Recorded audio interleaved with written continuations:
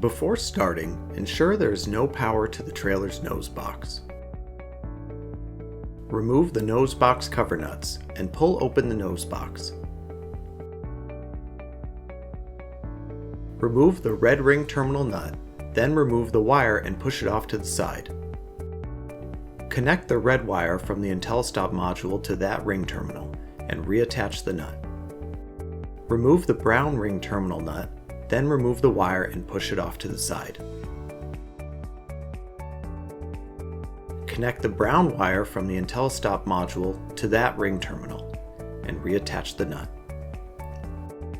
Ensure the included heat shrink tubing is around the red with white stripe and brown with white stripe Intellistop wires.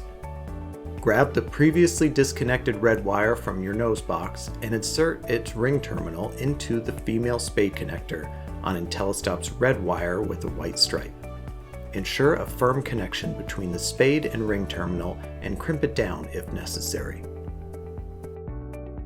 Grab the previously disconnected brown wire from your nosebox and insert its ring terminal into the female spade connector on Intellistop's brown wire with a white stripe.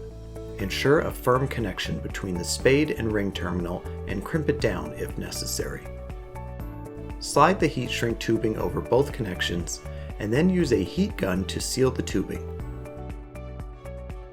Next, remove the white ring terminal nut, connect the white wire from the Intellistop module and then reinstall the nut.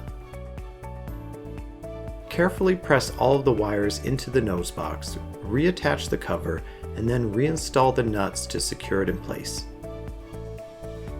Place the Intellistop sticker provided with your module to a clean location near the nosebox. This will help identify unpowered trailers with Intellistop already installed.